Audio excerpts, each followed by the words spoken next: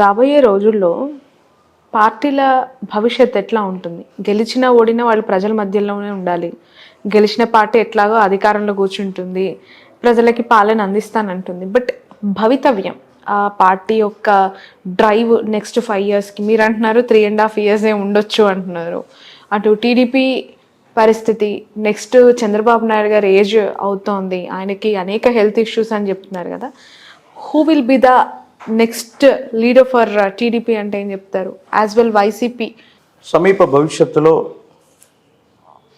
తెలుగుదేశం పార్టీకి సంబంధించిన ఆవిర్భావ దినోత్సవం ఆ లగ్నాన్ని తీసుకుంటే వారికి సంబంధించినటువంటి ఆ పార్టీకి 4 దశాబ్దాల యొక్క చరిత్ర, 40 సంవత్సరాల యొక్క చరిత్ర ఉంది.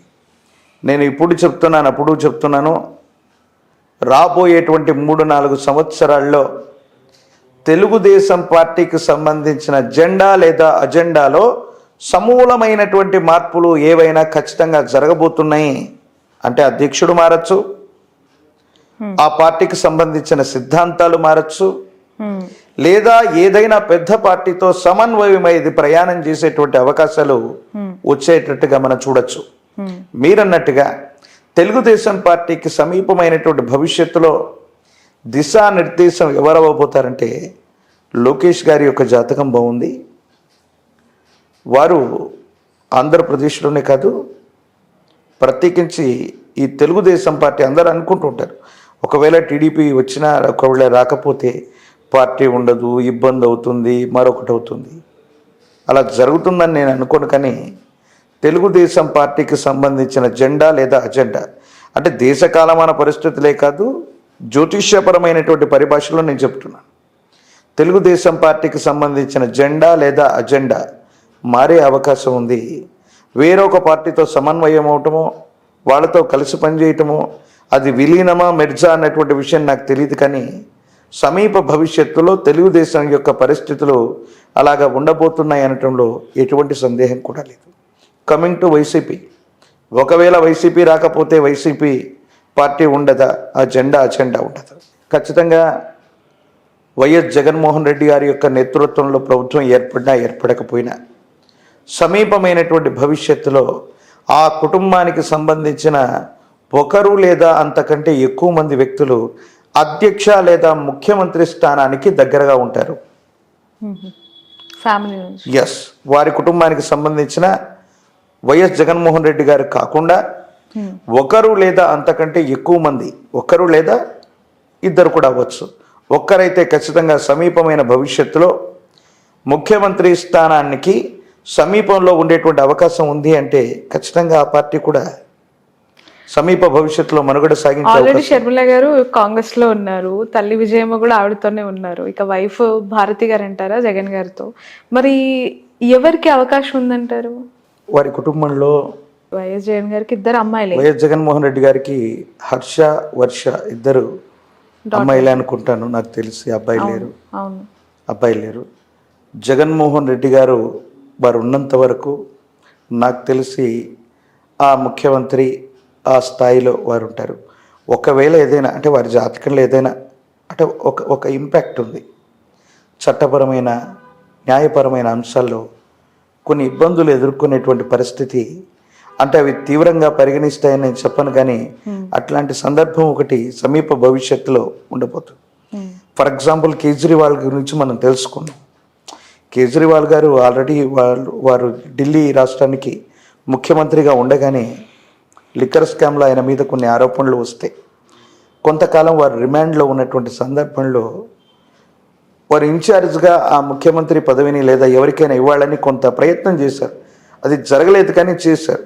అలాంటి సందర్భం వస్తే మాత్రం నాకు తెలిసినంత వరకు వారి కుటుంబ సభ్యుల్లో భారతి గారు మొదటి ప్రాధాన్యత. ఎవరు పొద్దున షర్మిల గారు కూడా ఆ బాధ్యతలు స్వీకరించడానికి సిద్ధంగా ఉండేటువంటి అవకాశం ఉంది. వైఎస్ఆర్ కాంగ్రెస్ పార్టీకి సమీపమైన భవిష్యత్తు బాగుంది. ఇప్పుడప్పుడే ఇబ్బందులు, సమస్యలు, ప్రతిబంధకాలు వచ్చేటువంటి అవకాశం లేదు. ఆ ముఖ్యమంత్రి అమాత్యుడు ఆ స్థాయిని తీసుకోవడానికి వారి కుటుంబ సభ్యులు సిద్ధంగా ఉంటారు. ఒకరు లేదా అంతకంటే ఎక్కువ మంది సమీప భవిష్యత్తులో ముఖ్యమంత్రులు లేదా ఆ స్థాయిని అలంకరించే అవకాశం కూడా లేకపోలేదు. ఇంత జరిగిన తర్వాత షర్మిల గారు మళ్ళీ దగ్గర అవుతారంటారా? ఆత్మ వై పుత్రనామ అసహి, తండ్రి యొక్క ఆత్మే కుమారుడిగా జన్మిస్తుందని చెప్తుంది శాస్త్రం. వైఎస్ రాజశేఖర రెడ్డి గారికి ఒకే ఒక అబ్బాయి వైఎస్ జగన్మోహన్ రెడ్డి గారు. ఇప్పుడు షర్మిల గారి గురించి అందరూ అనుకుంటున్నటువంటి మాట ఏంటో తెలుసా? ఇది ఈ మీడియా ముందు నేను చెప్పటం సంచలనం అవుతుందేమో నాకు తెలియదు. అందరూ అనుకుంటున్నటువంటి మాట, నాకు తెలియనిది చెప్పచ్చా?